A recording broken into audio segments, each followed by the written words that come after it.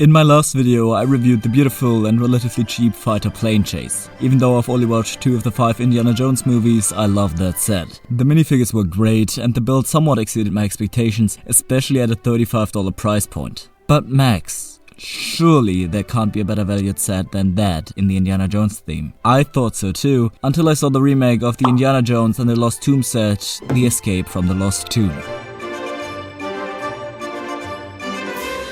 Now, this set has kinda become famous for being the best priced set we've seen in a long time. It's got a retail price of $40, which seems laughable when looking at the piece count. This set has a total of 600 pieces, and looking at the box alone, you'd never consider this to be a $40 set. There were rumors of the price increasing to $50, then $60, and then $80, which were wrong, thank God. But looking at this box, $80 might have even been justified. It's huge and thick. That's what she said! And nothing you'd expect from a $40 set. The box art is beautiful as well, and the Indiana Jones designers really went all out here. The build looks interesting at first glance, feeling like a normal playset to be honest, but we'll look at that later. For now, let's start with something quite similar to the original set, the minifigures.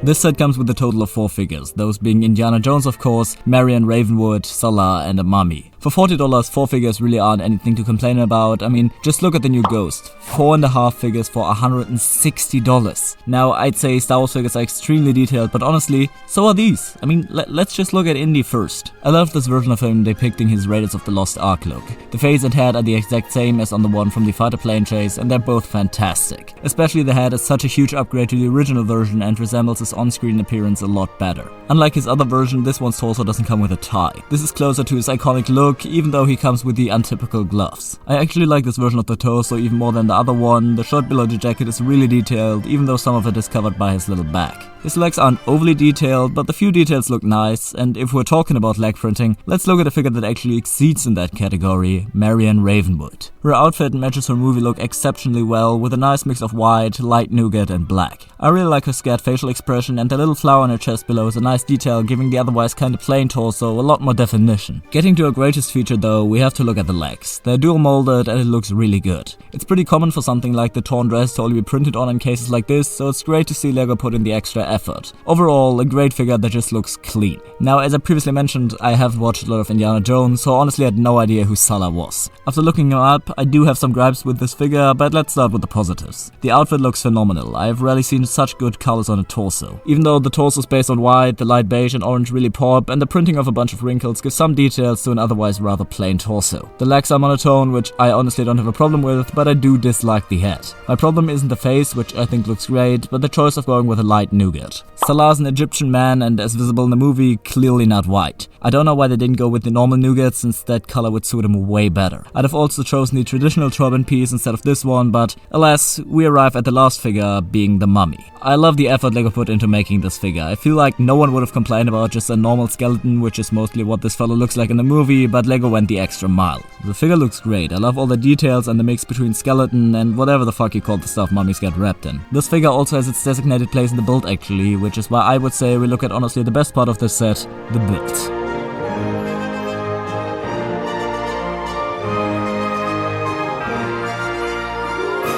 Before you say anything, I want to preface again that this set costs $40, which basically makes any complaint invalid or at least pushes the rating up by 2 points. Just comparing the size of this one to another $40 playset like the Sanctum Workshop shows you the insane size difference. You truly get so much for your money here, and something that, unlike most playsets, looks really good as well. The eye catchers are obviously the 2 Anubis statues on each side of the build. They look surprisingly good, and even though they're significantly smaller than their movie counterparts, they fit the set's aesthetic and vibe. You can rotate them both 360 degrees around, and the right one is actually connected to a play feature as well. In the movie, Indy climbs/jumps onto one of the statues. He then topples that statue over and into one of the walls to create a path for him and Marion to flee. LEGO gives you the ability to recreate that scene here by first sticking Indy to the side of the statue and then pulling this little lever at the bottom. This causes the statue to fall over into the back wall, which leads nowhere here, but the idea is that they could escape the tomb now. Taking a better look at the center of the build, we can see the altar with a bunch of snakes surrounding it. In a movie, the floor is literally covered by snakes, but of course LEGO is limited in that aspect by budget, and you should still be able to move your figures around the ground. Behind the ark, there's 2 coffins which are just stick-out pieces, and looking at the ark itself, it actually looks quite nice. The mix of light orange and gold works well together, and it's not oversized like it could have very easily been. Little Easter egg on the gate in front of the ark, there's actually a C-3PO and R2-D2 printed on one of the stickers, which also appeared in the original Raiders of the Lost Ark movie.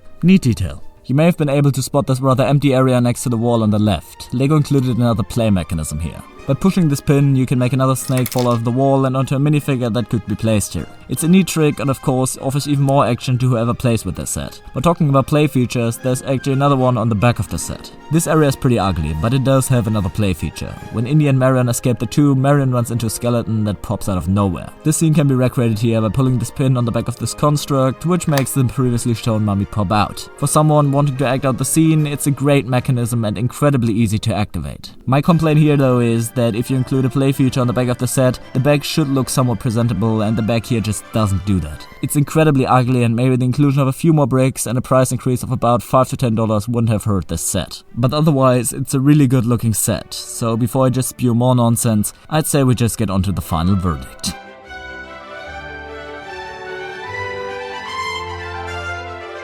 As you may have been able to guess, I really like this set. It's decently sized, has got funny play features, and the figures are great as well. It's incredible to me how LEGO was able to build out sets like this and the fighter plane chase with such quality at a relatively low price point. Getting back into rating sets, I'd have given this set a solid 70%, but looking at the ridiculously low price, I'm going to bump that up to 90%. A great set and a recommendation from me. But tell me how you feel about the set in the comments. As always, I hope you enjoyed, and until next time, goodbye.